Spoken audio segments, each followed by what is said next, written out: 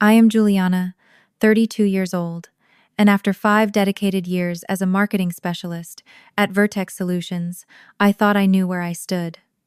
My colleagues respected my attention to detail and reliability. But that Tuesday morning, my boss Derek Coleman looked right at me during our team meeting and announced, "Your role has been eliminated effective immediately." I nodded calmly, packed my desk, while coworkers awkwardly avoided eye contact, and walked out without a word.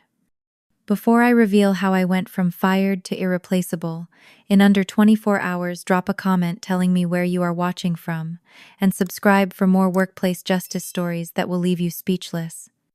When I joined Vertex Solutions 5 years ago, I brought with me a master's degree in digital marketing and a determination to excel in the tech industry. The company specialized in business software solutions with products ranging from inventory management to customer relationship systems for mid-sized businesses. My role as a marketing specialist initially focused on digital campaigns, but I quickly expanded my responsibilities to encompass the entire online presence of the company. During my tenure, I consistently received excellent performance reviews. My campaign for our flagship product, Vortex Connect, increased sales by 35% in a single quarter, setting a company record that still stands. I prided myself on meticulous documentation, detailed analytics reports, and strategic planning that kept us ahead of competitors.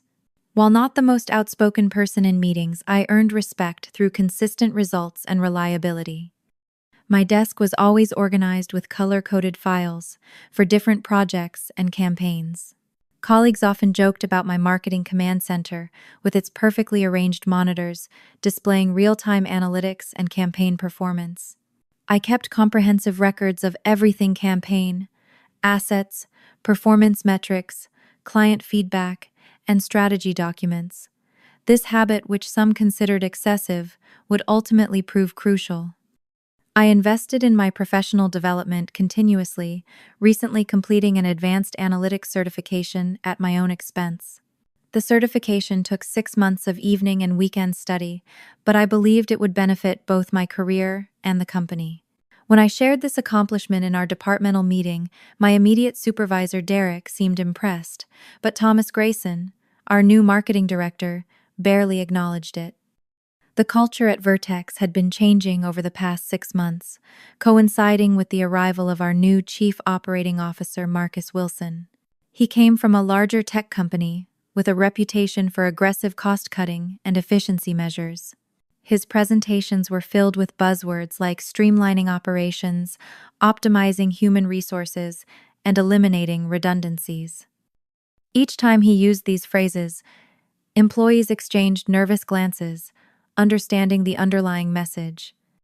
When I first joined Vertex, the company culture emphasized innovation, collaboration, and work-life balance. Our previous CEO, Andrew Morrison, knew everyone by name and regularly held informal lunch sessions where employees could share ideas directly. The office featured comfortable collaboration, spaces, a well-stocked break room, and flexible working hours that accommodated different lifestyles and family needs. Under Marcus Wilson's influence, the atmosphere gradually shifted. The break room snacks disappeared, justified as a cost-saving measure. Flexible working arrangements became subject to managerial approval rather than being standard practice. Collaborative projects were replaced by top-down directives with rigid deadlines. Weekly reports on individual productivity became mandatory, creating an environment of constant evaluation and comparison. The most significant change for the marketing department came when Derek announced that Thomas Grayson would be joining as our new marketing director. Thomas came from Marcus's previous company and immediately established himself as Marcus's right-hand man. Tall, always dressed in expensive suits, and speaking with unwavering confidence, Thomas made it clear he had plans to revitalize our marketing approach. Within his first month, Thomas began subtly sidelining existing team members. Projects that would typically have been assigned to experienced staff were suddenly handled by new hires, specifically people Thomas had worked with previously. In meetings, he would interrupt veteran team members, but give newcomers ample time to speak. Ideas from long-standing employees were noted, but rarely implemented, while suggestions from his former colleagues were praised as innovative and fast-tracked. I maintained my professionalism despite these changes. When Thomas questioned my social media strategy during a presentation, I provided data demonstrating its effectiveness, rather than becoming defensive. When he reassigned my responsibility for the company blog to a new hire, I created detailed documentation to ensure a smooth transition. I continued to exceed my targets and maintain positive relationships with clients, believing that results would ultimately speak for themselves. The most telling sign of trouble came 2 weeks before my termination, when Thomas brought in Melissa Parker as a marketing coordinator. Her role seemed deliberately ambiguous, with responsibilities that overlapped significantly with mine and other team members. Melissa was in her mid-20s, clearly nervous in the new environment, but Thomas introduced her as having exceptional talent and immediately assigned her to work on our major client account with Henderson Technologies, a project I had been leading for months. During her onboarding, I noticed Melissa taking particular interest in my files and campaigns. She asked numerous questions about my processes and requested access to my project folders to better understand the workflow. Being a team player, I shared information freely, though I began to feel uneasy about the specific nature of her questions and Thomas's obvious favoritism toward her. Looking back, all the warning signs were there. The sideways glances from Thomas when I entered the room, the gradual exclusion from strategic meetings, the whispered conversations between Thomas and Marcus that stopped when I approached. But I was focused on my work, believing that my track record of success would protect me from the organizational changes happening around us. That misplaced confidence would be shattered in a single morning meeting that changed everything. The Tuesday morning started like any other. I arrived at 8:15, settled at my desk with coffee, and reviewed the analytics from our latest email campaign. The numbers were strong, a 42% open rate, well above industry average, and a conversion rate that had our client ecstatic. I was preparing notes for our regular 9:30 team meeting when a company-wide email arrived at 8:25. Mandatory Marketing Department meeting, 8:30 a.m., Conference Room A. The email came from Thomas, marked high priority. The sudden scheduling and formal tone were unusual, creating an immediate sense of unease. As I gathered my notebook and tablet, I noticed other team members looking equally confused.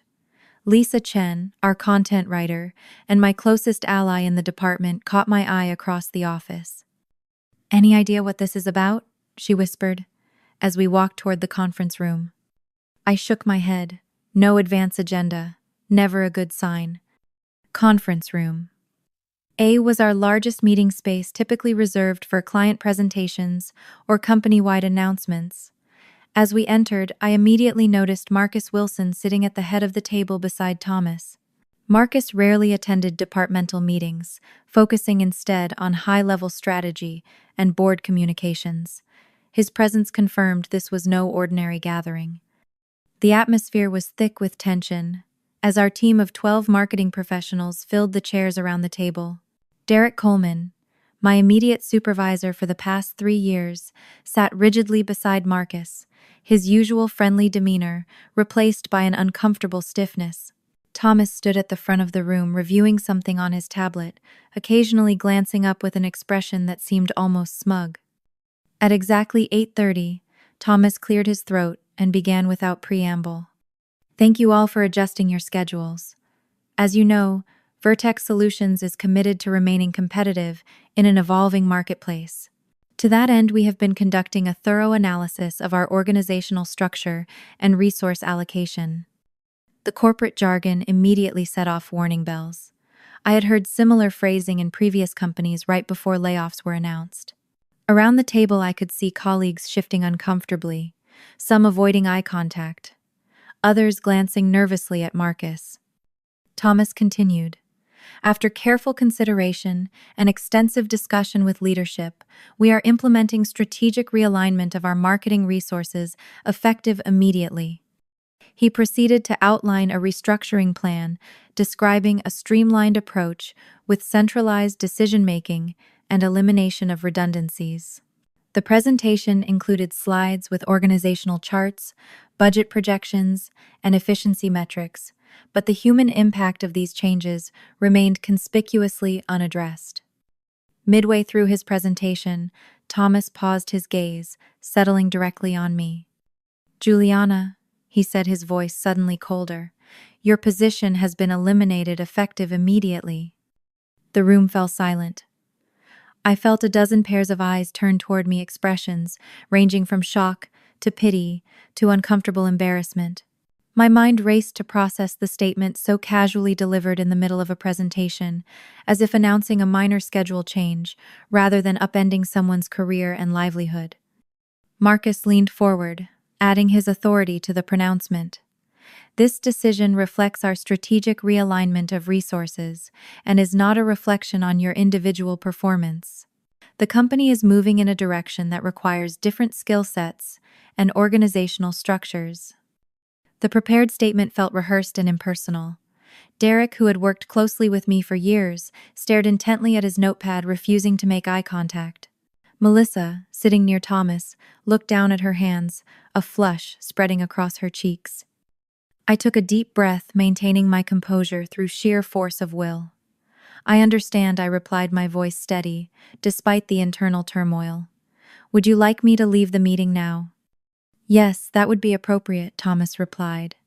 "Sandra from Human Resources is waiting at your desk to assist with your exit process." As I gathered my notebook and stood, Lisa made a small movement as if to speak or object, but stopped when Thomas shot her a warning glance. The message was clear: question this decision at your own risk. Walking out of that conference room past colleagues I had worked alongside for years was one of the most challenging moments of my professional life. Some murmured quiet good lucks, or "we will miss yous," but most averted their eyes, perhaps fearing association with the person who had just been designated as expendable. True to Thomas's word, Sandra from HR was waiting at my desk, clipboard in hand, and a company-issued cardboard box beside her. In her late 40s with prematurely gray hair, Sandra had always been friendly during our limited interactions. Today, however, her expression was strictly professional, her usual warmth replaced by procedural efficiency. "I need to conduct a brief exit interview and review the termination paperwork with you," she explained, her voice lowered to avoid attracting attention from nearby desks. "Then I will need to collect your company ID, parking pass, and laptop. You can use this box for your personal items." The exit interview was perfunctory, focusing primarily on confidentiality agreements and non-disclosure policies. Sandra emphasized repeatedly that I was prohibited from discussing proprietary company information or contacting clients. When I asked about the specific reasons for my termination, she repeated the same corporate language Marcus had used: strategic realignment and organizational restructuring. As I packed my personal items, family photos, a small plant Lisa had given me for my birthday desk organizers I had purchased, and a few books, colleagues cast sympathetic glances but maintained their distance. The message from management had been clear, and no one wanted to be the next person called into an unexpected meeting. As I was nearly finished packing, Lisa approached under the pretense of retrieving a document from the nearby printer. As she passed my desk, she slipped a folded note into my hand. "This is not right," she whispered. "Call me later." I nodded, slightly appreciating the small gesture of solidarity in an otherwise dehumanizing process. Within 45 minutes of the announcement, I had signed all necessary paperwork, handed over my company property, and was being escorted to the exit by Sandra, box of personal belongings in my arms. At the building entrance, Sandra's professional demeanor softened momentarily. For what it is worth, this came as a surprise to HR as well. The decision was made at the executive level. She hesitated, then added, "Good luck, Juliana," before turning back toward the elevators. I walked to my car with measured steps, maintaining my dignity until I was safely inside with the doors locked. Only then did I allow the emotions to surface: shock, giving way to anger, confusion, and fear about my financial future. I sat motionless in the parking lot, replaying the events of the morning, searching for warning signs I might have missed, or actions I could have taken to prevent this outcome. After several minutes of processing, I started my car and drove home, determined to use the remainder of the day constructively rather than surrendering to despair. I had built my career on planning, organization, and strategic thinking. Those same skills would now be directed toward navigating this unexpected crisis and determining my next steps. Arriving home, I changed out of my work clothes into comfortable sweatpants and a t-shirt, a small act of reclaiming control over my day. I made a cup of strong coffee and sat at my dining table with a notebook, methodically creating an action plan. First, I needed to review my finances, calculating how long my savings would last, identifying expenses I could reduce, and determining when I would need to begin drawing unemployment benefits. Next, I would update my resume and LinkedIn profile, reconnect with my professional network, and begin researching job opportunities. As I worked, my phone chimed with an email notification. It was an automated message from Vertex's HR system, detailing my final paycheck severance package, 2 weeks of pay, insultingly minimal for 5 years of service, and information about Cobra health insurance continuation. The email also included a reminder that my access to company systems would be deactivated by end of business day, and requested the return of my company laptop within 48 hours. The laptop. I glanced at my work computer, sitting on the coffee table where I had placed it upon arriving home. While I had been instructed to return it, my access hadn't yet been revoked. This meant I had a brief window to retrieve personal items, bookmarks, browser extensions I had created, and non-proprietary templates I had developed that weren't explicitly company property. I opened the laptop and logged in, intending only to clean up my personal digital space before returning the equipment. I navigated to my documents folder, quickly separating personal files from company materials. As I sorted through project folders, I opened one labeled Henderson Campaign 2023 to ensure I wasn't taking any proprietary information. The Henderson Technologies account was our department's most significant client relationship, representing nearly 20% of the company's annual revenue. I had led the digital marketing strategy for Henderson for the past year, developing a comprehensive campaign that had increased their user engagement by 45%. The folder contained strategy documents, creative briefs, analytics reports, and presentation materials I had developed. As I reviewed the files to ensure I wasn't inadvertently taking company property, I noticed something odd. The last modified date on several documents was recent, within the past week, despite my not having updated them recently.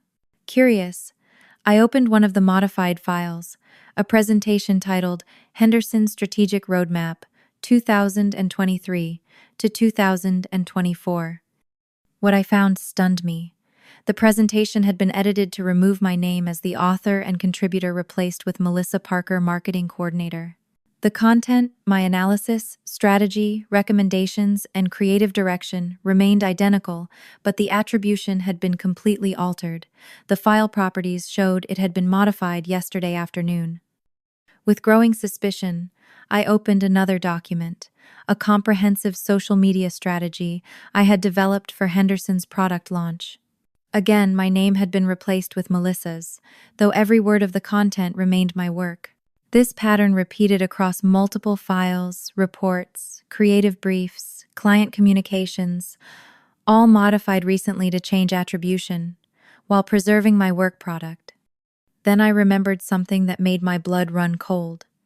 Tomorrow morning, less than 24 hours after my termination, Melissa was scheduled to present the Henderson campaign strategy to their executive team. I had helped prepare for this presentation last week, creating detailed slides and talking points for what I thought would be my presentation. Now, it appeared Melissa would be delivering my work as her own, with no one at Vertex aware of the deception except Thomas, who had clearly orchestrated it. I dug deeper, checking email archives in my offline folders. 3 weeks ago, Thomas had emailed me requesting comprehensive documentation of the Henderson campaign for departmental records. I had complied, providing detailed materials and access to my project folders. 2 weeks ago, he had added Melissa to the Henderson account to provide support and learn from your expertise. 1 week ago, he had removed me from a planning meeting for the Henderson presentation, explaining it as a scheduling conflict. The pattern was unmistakable. Thomas had systematically positioned Melissa to take over my work product, gradually removing me from the project while ensuring all my materials were accessible. My termination had been timed precisely to occur after all my work was complete, but before the major presentation, where attribution would matter.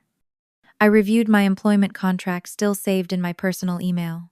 The intellectual property clause specified that work product created for the company belonged to Vertex, but it also included language about proper attribution and credit for creative work. By removing my name and replacing it with Melissa's, Thomas wasn't just reassigning work, he was falsifying authorship and misrepresenting creative origin. More concerning was the potential impact on the Henderson relationship. Their contract with Vertex included specific language about consistency in account management and transparency in project staffing. The abrupt removal of the lead strategist immediately before a major presentation, combined with misattribution of work, could potentially violate those terms. Henderson's CEO, Victoria Henderson, was known for her emphasis on ethical business practices and authentic business relationships. I began taking screenshots and documenting everything I found.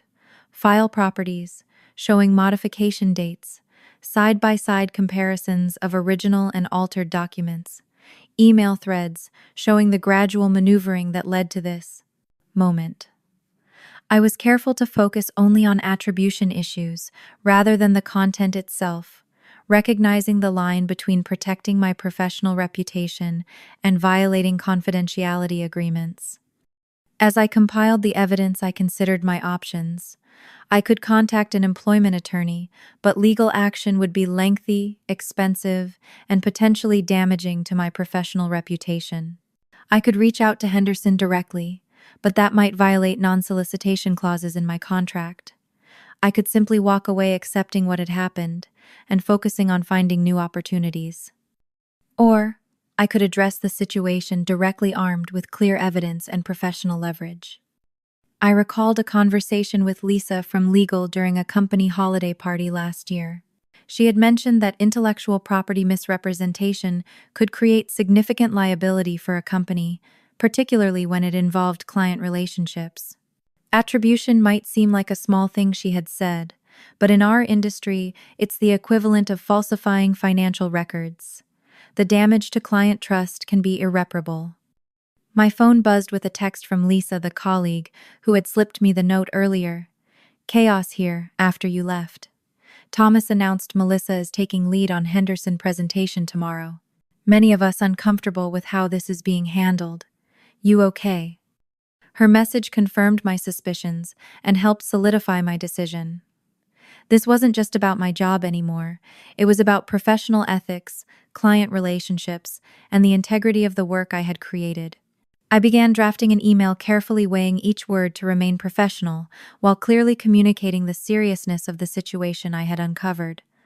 I spent the next hour crafting my response, drafting and revising to ensure my communication was precise, professional, and powerful.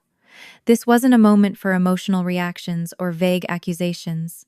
I needed to present facts, clearly demonstrate the potential consequences objectively, and position myself as a professional addressing a serious business issue rather than a terminated employee seeking revenge. First, I organized my evidence chronologically, creating a clear timeline from the initial development of the Henderson campaign materials through the recent modifications that changed attribution. I compiled screenshots showing file properties, revision histories, and side-by-side comparisons of original and altered documents. I created a concise summary document highlighting the key points. 1. Original creation dates of materials with my authorship. 2. Dates and nature of modifications changing attribution to Melissa. 3. Specific sections of my employment contract regarding proper attribution. 4. relevant sections of the Henderson client agreement regarding account management. Next, I prepared a professional email that would command attention without appearing threatening. The subject line needed to convey urgency while focusing on business impact rather than personal grievance. After several attempts, I settled on urgent presentation for Henderson account, critical information. I addressed the email to Thomas as my former direct supervisor, but strategically copied Marcus COO, Janet Miller HR Director, and Richard Palmer CEO. Including this distribution list served multiple purposes. It ensured the information couldn't be easily buried, established that I was following proper channels by including HR, and demonstrated confidence in my position by addressing the most senior leadership. The email began with a neutral professional tone. I am writing regarding an urgent matter concerning tomorrow's Henderson Technologies presentation that requires immediate attention. After clearing personal files from my company laptop prior to its return, I discovered concerning modifications to the Henderson campaign materials I developed during my tenure at Vertex Solutions. I continued by outlining the facts, objectively avoiding accusatory language. The comprehensive strategy documents, analytics reports, and presentation materials created under my direction have been modified within the past week to remove my name as author and contributor, replacing it with Melissa Parker, Marketing Coordinator. While the content remains identical to my original work, the attribution has been completely altered. This modification appears to have occurred on specific date, approximately X days before my position was eliminated. I attached selected screenshots and the summary document as evidence, then addressed the potential business implications. This situation creates several concerns that may impact Vertex's relationship with Henderson Technologies. 1. The Henderson contract specifically requires transparency regarding account team changes and attribution of creative work. 2. Victoria Henderson has explicitly emphasized ethical business practices in previous meetings, including proper credit for creative contributions. 3.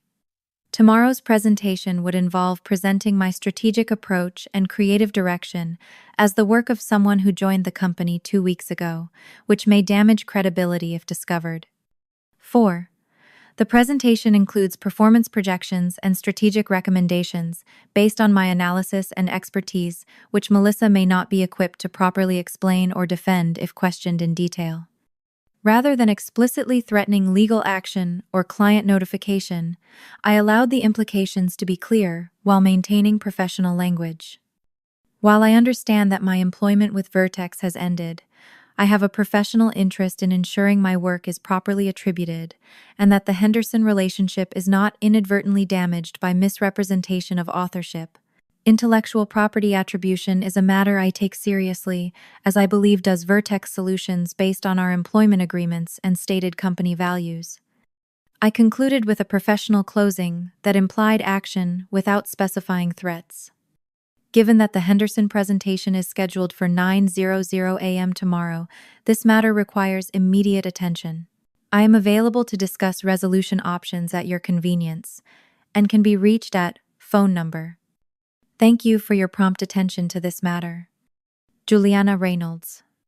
After reviewing the email multiple times for tone clarity and professionalism, I took a deep breath and clicked send. The timestamp showed 3:42 p.m. Almost immediately, I received automatic out-of-office replies from both Thomas and Marcus, indicating they were in off-site meetings for the afternoon. However, the email tracking showed that both Janet from HR and CEO Richard Palmer had opened the email within minutes of receiving it. The wait began. For the next 2 hours, I experienced waves of anxiety and second-guessing. Had I overstepped by copying the CEO? Should I have consulted an attorney first? Would this be perceived as the actions of a disgruntled employee rather than a legitimate business concern? I distracted myself by continuing to update my resume and reaching out to industry contacts, but checked my phone compulsively for responses. At 5:15 p.m., I received a text from Lisa. Something big happening here. Thomas called back to office for emergency meeting.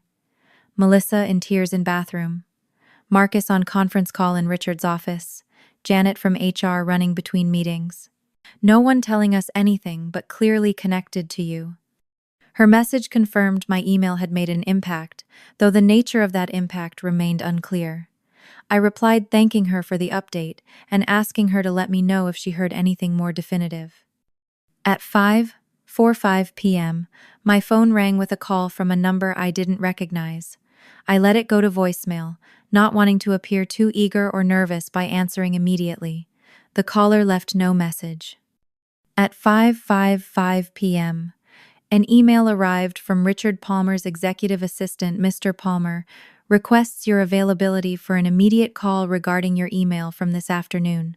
Please confirm you can join a conference call at 6:00 p.m. I quickly replied, confirming my availability, and received dial-in information for the conference call. As I gathered my notes and evidence documents preparing for whatever might come next, my phone rang again at precisely 5:59 p.m. The caller ID displayed Vertex Solutions, HR. I took a deep breath and answered the call with a professional, "Hello, this is Juliana." "What the hell do you think you're doing?" Janet Miller's voice came through, loud and strained. The HR director's usually measured tone had been replaced by barely contained anger. "Are you threatening this company? Because that's how your email reads to me." I remained calm, having anticipated an emotional reaction. "Hello, Janet. I'm not threatening anyone. I'm bringing a serious issue to the company's attention that could affect the Henderson-client relationship. This looks like blackmail. Juliana," she continued, her voice still elevated, "you're terminated this morning, and by afternoon you're sending emails to the entire executive team with veiled threats about client relationships. Do you understand the legal exposure you've created for yourself?" "I understand you might see it that way initially," I replied evenly, "but I'd encourage you to review the evidence I provided. This isn't about my termination. It's about misattribution of creative work that's about to be presented to our largest client." "Our client, not yours anymore," Janet corrected sharply. "Yes, of course," I acknowledged, "but the work being presented is still mine with someone else's name on it. The documentation clearly shows the files were modified to change attribution while keeping the content identical." There was a pause, and I could hear papers shuffling. Janet's tone shifted slightly, still stern but less accusatory. "I have your evidence here. I need to ask you directly. How did you access these files after your termination?" "I didn't access anything after termination. As instructed in the HR email, I was clearing personal files from my company laptop before returning it. My system access was still active, and I discovered the modified files while separating personal from company materials." Another pause. "And you haven't contacted Henderson directly about this?" "No," I confirmed. "That would violate my non-solicitation agreement. I brought this directly to Vertex leadership as the appropriate channel." Janet sighed, and I could hear the tension in her voice, modulating from anger to concern. "This is an incredibly complicated situation you've created, Juliana." "I didn't create this situation," I corrected gently. "I discovered it and reported it through proper channels. The Henderson presentation is tomorrow morning, which created urgency." "Richard wants to speak with you," Janet said abruptly. "He's setting up a conference call. Can you be available in the next few minutes?" "Yes, I just received the invitation from his assistant. I'll join at 6. "This isn't over," Janet warned before ending the call. At exactly 6 o'clock, I dialed into the conference call. After entering the access code, I heard several voices already in conversation, which abruptly stopped when the system announced my arrival. "Juliana, this is Richard Palmer," came the CEO's distinctive voice. At 62, Richard had founded Vertex 20 years ago and maintained an old-school approach to business that emphasized relationships and reputation. "Thank you for joining us on short notice." "Thank you for arranging this call, Mr. Palmer," I responded professionally. "I have several people on this call," Richard continued. "Janet Miller from HR, our legal counsel, Robert Thompson, Marcus Wilson, Thomas Grayson, and Melissa Parker. We're addressing the email you sent regarding the Henderson presentation materials. The number of participants surprised me, particularly the inclusion of Melissa. Her presence suggested they were taking the matter seriously rather than dismissing it outright. I've reviewed your email and attachments, Richard continued. Can you briefly summarize your concerns for everyone on the call?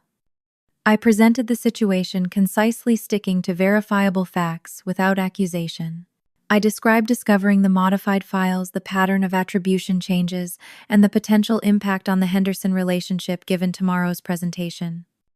When I finished, there was a moment of silence before Thomas spoke, his voice carrying a defensive edge. This is clearly a case of a disgruntled employee trying to cause problems after being let go for performance reasons. Juliana's position was eliminated as part of our departmental restructuring. The materials in question belong to Vertex, and we have every right to assign presentation responsibilities as we see fit. That's not accurate, Thomas, I responded calmly. My termination was described as a position elimination, not performance-based. And while the content belongs to Vertex, changing attribution of creative work is a separate issue from reassigning responsibilities. Marcus interjected. This seems like a misunderstanding that's been blown out of proportion. In any transition, there are bound to be documentation issues. The screenshots show systematic removal of Juliana's name and replacement with Melissa's. Richard interrupted his tone, indicating he wasn't accepting the dismissive explanation. That's not a documentation issue, that's deliberate modification. Thomas explained this. Thomas's response came after a noticeable pause. We were simply updating materials to reflect current staffing. Since Melissa would be delivering the presentation, we updated the materials accordingly. Updating would mean adding Melissa as a presenter, Richard countered. These screenshots show removal of Juliana as the author and strategist, not just updating presentation details. Suddenly, a female voice broke in, trembling slightly. I need to say something. It was Melissa speaking for the first time. Thomas instructed me to modify the files. He said since I would be taking over the account, the materials should show me as the originator, so the client wouldn't be confused. Her admission created immediate tension on the call. Thomas began to object, but Richard cut him off. Melissa, are you saying Thomas specifically directed you to remove Juliana's name from these materials and replace it with yours? Yes, she confirmed, her voice steadier now. He said it would be confusing for the client to see one name on the strategy documents and a different person presenting them.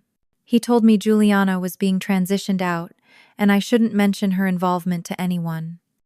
That was 3 weeks ago, I noted, before my position was supposedly eliminated for structural reasons.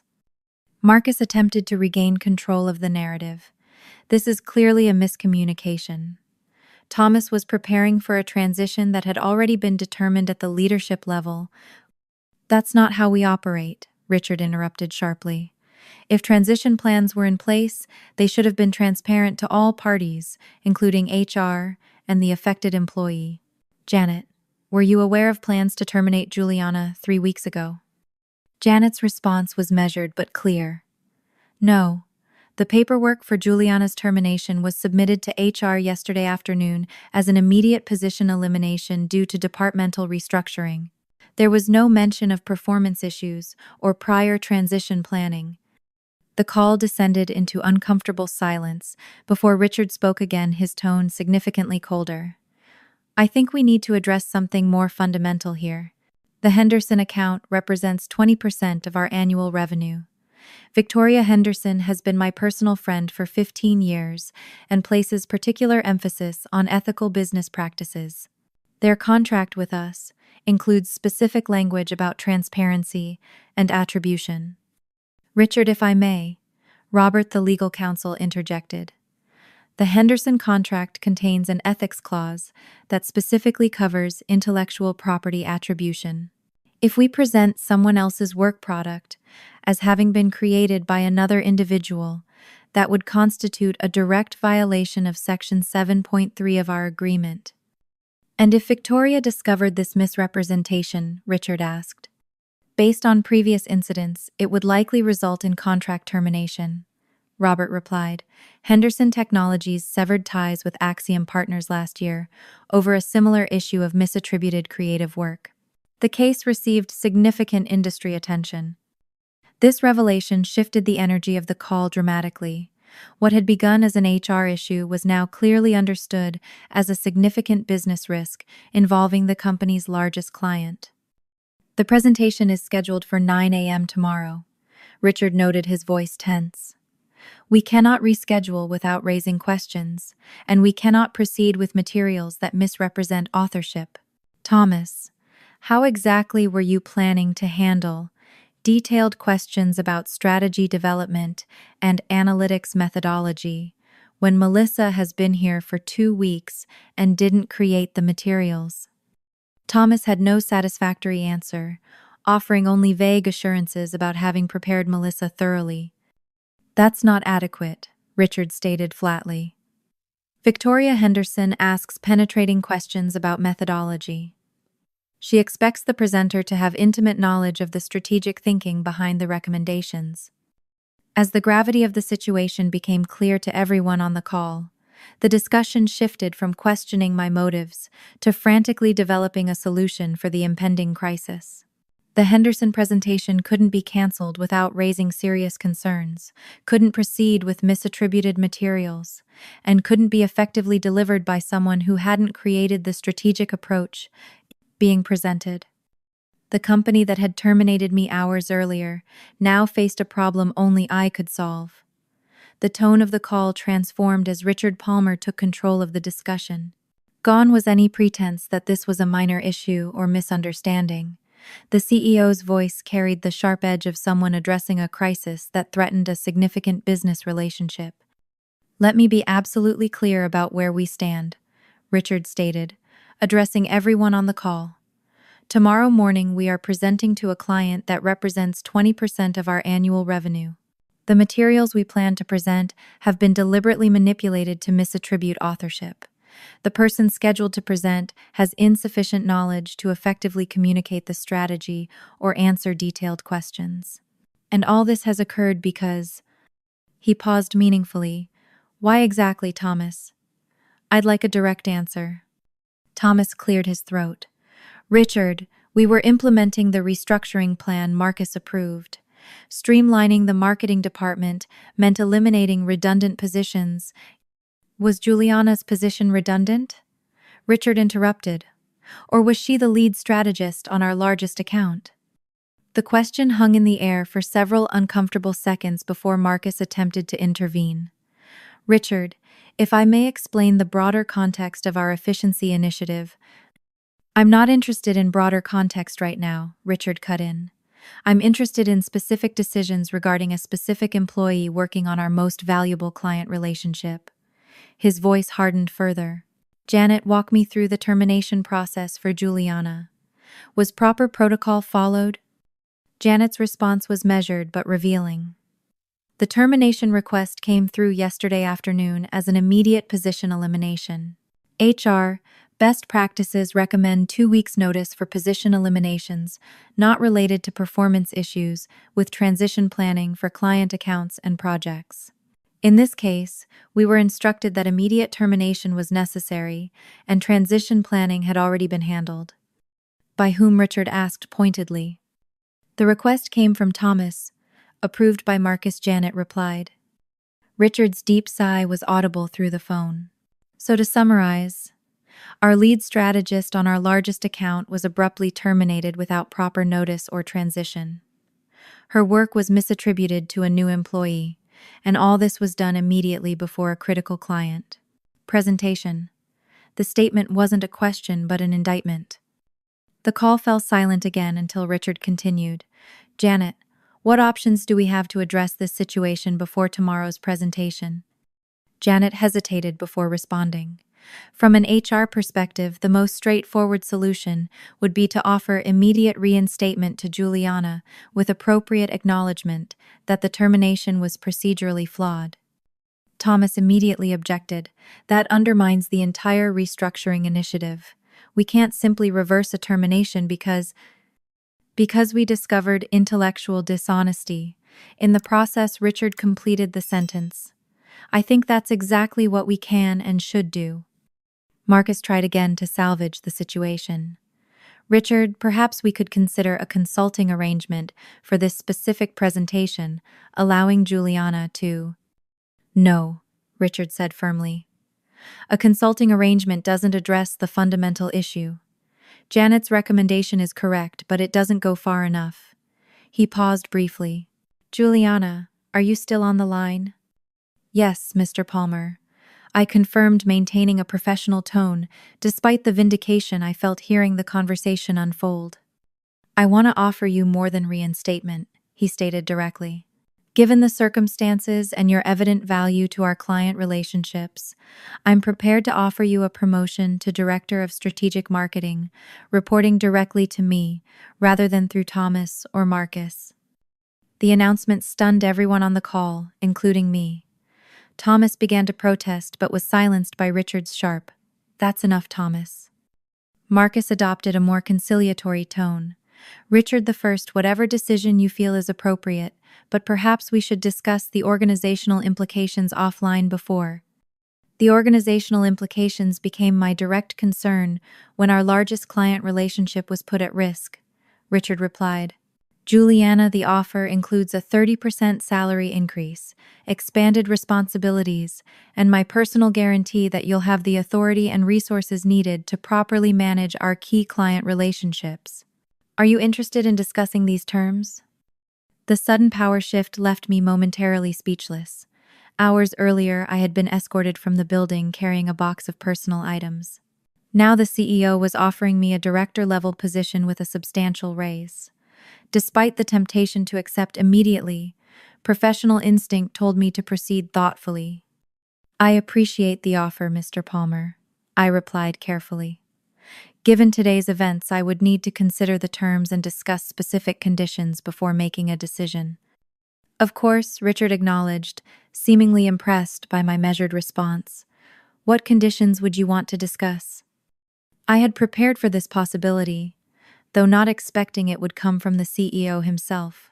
First, I would need assurances regarding team protection, ensuring the current marketing team members who are not involved in this situation aren't negatively impacted by organizational changes. Second, I would want to see formal ethics policies implemented regarding proper attribution and transparent communication. And third, I would need clarity on reporting structures and authority boundaries moving forward. Richard's response was immediate and positive. Those are reasonable requests that align with the kind of leadership we need. I propose we meet tomorrow morning at 7:30 before the Henderson presentation to review a formal offer and address your conditions. Janet will prepare the necessary documentation, and I'll personally oversee the process. That would be acceptable, I agreed, maintaining my professional composure despite the emotional whirlwind. Excellent, Richard concluded. Janet will follow up with meeting details. In the meantime, we need to address tomorrow's presentation.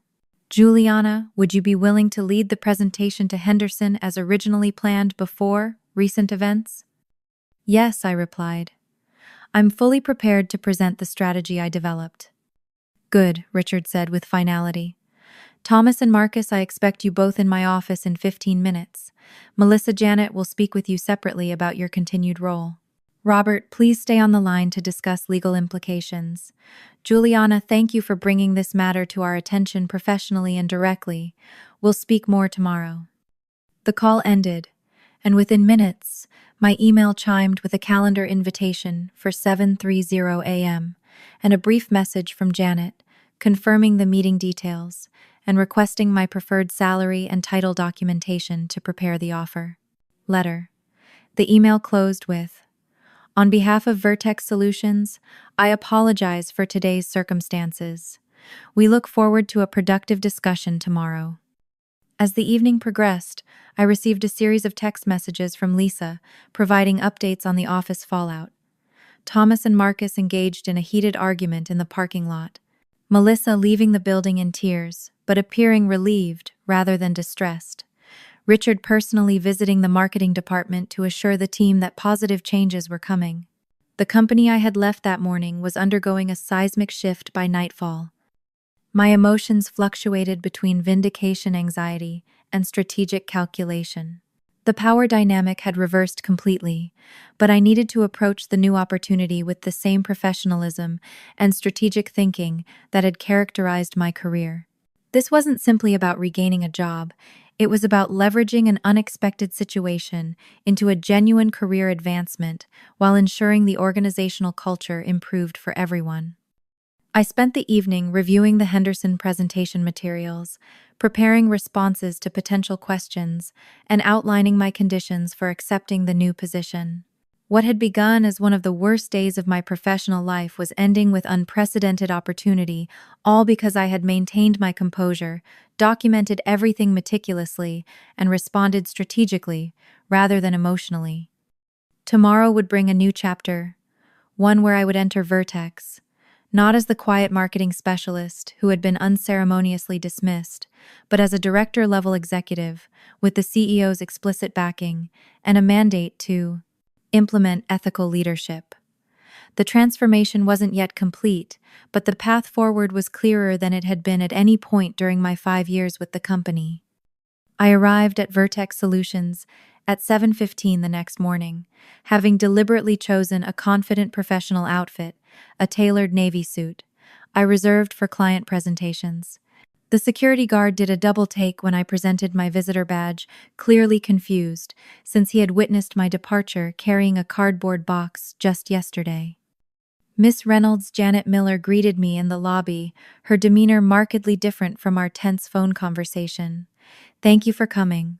Richard is waiting in the executive conference room." She hesitated, then added more personally, "For what it's worth, I'm sorry about how yesterday was handled. It wasn't consistent with our established HR protocols." The executive conference room occupied the corner of the top floor, with floor-to-ceiling windows offering panoramic views of the city. Richard Palmer stood as I entered, extending his hand. "Juliana, thank you for your professionalism throughout this situation. I've spent considerable time reviewing what happened, and I want to be clear that what you experienced does not represent the company values I've worked to establish over 20 years. The meeting proceeded with remarkable efficiency. Janet presented a comprehensive employment contract offering the position of Executive Director of Strategic Marketing with a 40% salary increase, 10% more than Richard had mentioned on the call, expanded benefits, and reporting structure directly to the CEO. "I've taken your conditions seriously," Richard explained. "This morning I'll be announcing a company-wide ethics policy review with a focus on proper attribution and transparent communication. I've also restructured the marketing department to ensure your team members are protected and properly positioned for growth." He slid a folder across the table. "You'll see the organizational chart reflects your authority over strategic client relationships. Thomas has been removed from the marketing department, entirely reassigned to a special projects role with significantly reduced responsibilities while we evaluate his continued employment. Marcus will focus on operations rather than marketing and will have no direct oversight of your team." I reviewed the documents, carefully impressed by the thoroughness and the speed with which they had been prepared. The contract included specific language addressing intellectual property attribution, transparent communication requirements, and clear authority boundaries, all conditions I had requested. "This addresses my concerns comprehensively," I acknowledged. "I appreciate the thoughtfulness behind these changes." "Before you sign," Richard said, leaning forward, "there's something else you should know. After our call yesterday, I personally reviewed other recent departmental changes. I discovered several concerning patterns that extend beyond the marketing department. This situation with your position wasn't isolated. It appears to have been part of a broader effort by Marcus and Thomas to replace existing staff with former colleagues from their previous company." He shook his head, genuine regret evident in his expression. "I failed in my oversight responsibilities by delegating too much authority without sufficient checks and balances. Your situation has prompted a company-wide review of all recent personnel changes and decision-making processes." His candor was unexpected and appreciated. After reviewing the final details and negotiating minor adjustments to the team structure, I signed the contract. Janet provided my new access badge email confirmation of restored and expanded system permissions and details for an announcement that would be made following the Henderson presentation. As we prepared to leave for the client meeting, Melissa Parker appeared at the door, visibly nervous. "Mr. Palmer asked me to join you," she explained hesitantly. "May I speak with you privately for a moment, Juliana?" Richard nodded encouragingly, and we stepped into an adjacent meeting room. "I want to apologize," Melissa began immediately, her voice wavering. "I never should have agreed to modify those documents. Thomas told me it was standard procedure when transitions happen, and I didn't question it because I was new and afraid of losing this opportunity." She looked directly at me, her expression sincere. "What happened to you was wrong, and I should have had the courage to say something sooner." Her apology seemed genuine, though it didn't erase the harm caused. "Thank you for acknowledging that," I replied, "and for speaking truthfully during yesterday's call. That took courage. Thomas hired me because I worked for him at his previous company." She continued, providing context I had suspected, but not confirmed. "He told me this position was created specifically for me, but I never understood it would come at someone else's expense. He pressured me constantly, saying my future at Vertex depended on successfully taking over the Henderson account." Her explanation highlighted how Thomas had manipulated multiple people in his scheme. "Moving forward, what would you like your role to be?" I asked, recognizing an opportunity to establish a new dynamic. "I actually do have experience in social media analytics," she offered tentatively. "That's what I did before Thomas brought me here. If there's a legitimate role where I could contribute without taking someone else's position, I'd like to prove myself properly." Her request was reasonable and showed self-awareness. "We'll discuss potential roles after today's presentation," I assured her. "For now, I'd like you to attend the Henderson meeting as originally planned, but with appropriate attribution of the work. It will be a learning opportunity and a chance to reset expectations transparently." She nodded gratefully, and we rejoined Richard and Janet to depart for the Henderson offices. The presentation to Henderson Technologies proceeded smoothly, though not without its dramatic elements. Victoria Henderson, a sharp-minded CEO in her early 50s, raised an eyebrow when Richard introduced me as the Executive Director of Strategic Marketing rather than the marketing specialist she had worked with previously. "A well-deserved promotion," Richard explained smoothly. "Juliana has been the strategic mind behind your campaign from the beginning, and we've recognized the value of her leadership." During my presentation, I deliberately acknowledged team contributions, including Melissa's assistance with recent social media analytics. The transparency was not lost on Victoria, who had built her company's reputation on ethical business practices and straightforward communication. When Victoria asked pointed questions about the methodology behind our engagement projections, I was able to provide detailed explanations that clearly demonstrated intimate knowledge of the strategic approach. Explanations Melissa would have struggled to provide convincingly. Following the presentation, Victoria pulled me aside. "Congratulations on the promotion, Juliana." Richard finally recognized what I've seen in our interactions all along.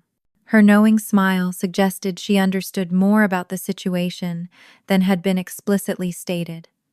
"I value working with people who demonstrate both competence and integrity.